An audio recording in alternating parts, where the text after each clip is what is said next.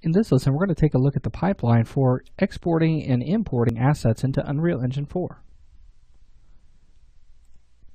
Alright, so you'll want to start out with your asset built inside of your 3D software package of your choice. So it could be 3ds Max like you see here, or it could be Maya or Softimage, whichever you want to use.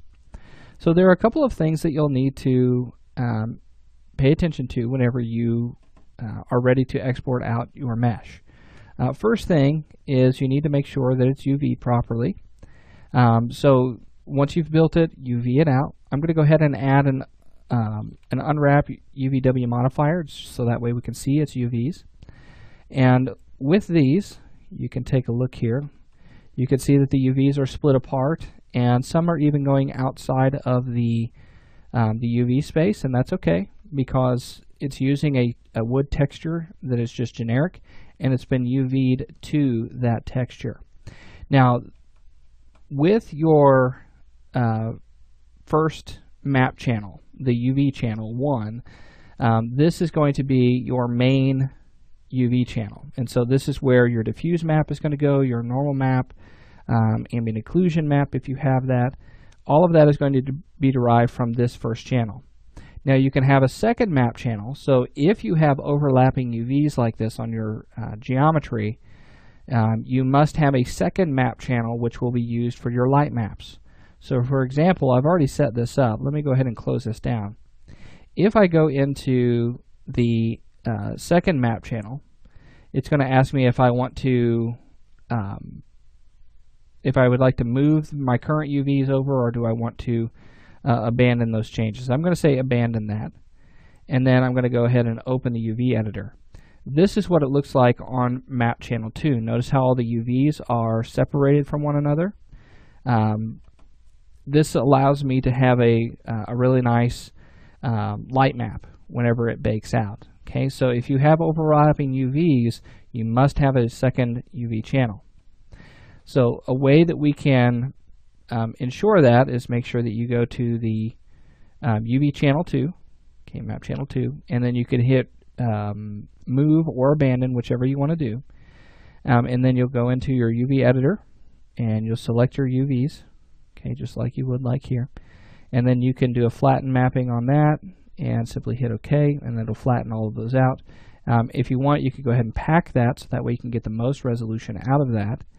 And then from here, you'll simply convert it to editable poly. So I now have an object that has two map channels, one for my diffuse normal map, all of my different textures, and then one for my light map.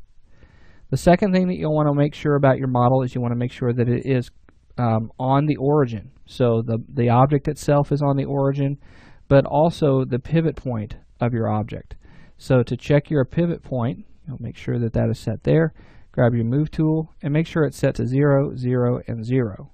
Turn off your effect pivot only, and then whenever we bring this into Unreal Engine 4, you'll notice that the pivot point will be around this corner, and we can go ahead and we can rotate it like so.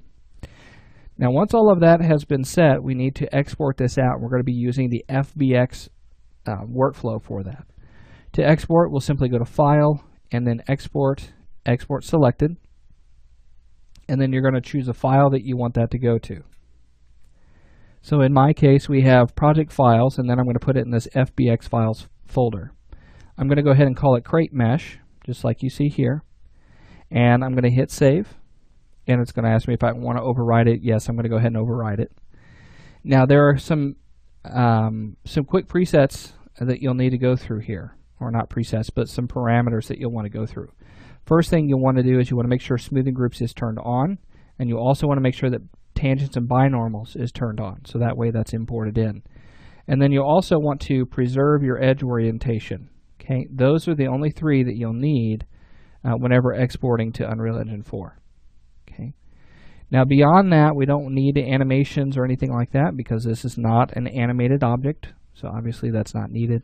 We do not want to embed any media. And then you want to make sure that you're using the FBX format of binary and using the FBX 2013. As of the recording of this video, 2013 is the highest you should go. Now beyond that, let's go ahead and hit OK. And then once that has exported out, we need to bring that into Unreal Engine 4. So let's go ahead and bring up our level. And you'll notice here that I have several folders already set up, and I've done this ahead of time so that way we can get things going a little bit faster. But I'm going to show you this process of doing all of this. So to create a folder, you can come up here to New, but before you do that, you want to make sure that you are you have the folder selected in which you want that folder to go into, that new folder. So select Game, go to New, and then New Folder. Once you click on that, you can rename it to anything that you like. I'm just going to call this Test Folder and hit Enter. Now that folder has been placed in, and now we can start importing objects into that folder. Now in this case, I'm going to bring in my crate mesh that we just exported from 3ds Max. I'm going to go ahead and put that into my DT_props folder. So with that selected, we'll simply come up here to Import, or we could right click on the folder and we could say Import to GameDT_props. Okay, either way. So let's do Import, and then we're going to find where that file was. It was under Project Files. We're going to go to FBX Files, and there's our CrateMesh.fbx. Simply hit Open, and it's going to bring up your FBX import options. We need to determine what kind of object or asset is being brought in. So in this case, it's auto-detected that it's the static mesh, meaning that it didn't recognize any bones and it didn't recognize any keyframes on those. So static mesh is what we're using. LOD group none and import normals. You can calculate those, but I'm just going to say import normals, and then we're going to do advanced. And you can look through some of these options. I normally keep those as default. If we have multiple objects in a static mesh, I go ahead and combine those on a normal basis. There may be instances where you don't want to do that. Now you may also have LODs that you'll want to bring in as well. If you want to learn more about importing static meshes and you really want to get into that, we have a course for that.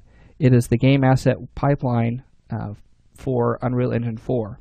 And you'll learn how to bring in a static mesh with LODs and how to import those materials and everything beyond that. So it goes a little more in depth than what we're doing here.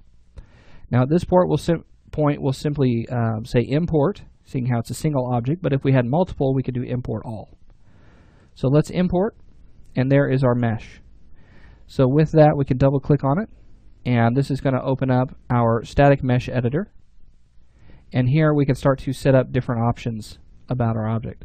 Let's go ahead and left click on this tab, and I'm going to drag this right up here and dock it next to our level editor so I can switch back and forth very quickly. Now at this point you'll see that we have a little bit of information about our crate. It's currently on LOD 0, screen size, what that is, triangles and vertex count, and then the UV channels. Remember we had set up 2 UV channels for that, so there's the diffuse map, and then we'll also have a channel for our light map. Now before moving on, we need to make sure that we set that up properly so it understands exactly which channel it should use for the light map. So to do that, we'll go down to Static Mesh Settings, go ahead and expand out to get more of these advanced options, and then you'll see that it says Light Map Coordinate. Now by default it's going to be set to 0, and 0 is going to be the first channel, but we put this on channel 2 that was in 3ds Max, so we want to make sure this is set to 1. Okay, once that has finished, you can go ahead and save out your static mesh. Now beyond that, you'll notice that we don't have a material applied to this object. We need to create a material for that. And so what we're going to do is we're going to stop the lesson here, and I'm going to talk to you about how to create materials and then apply them to your props inside of Unreal Engine 4. So I'll see you in the next lesson.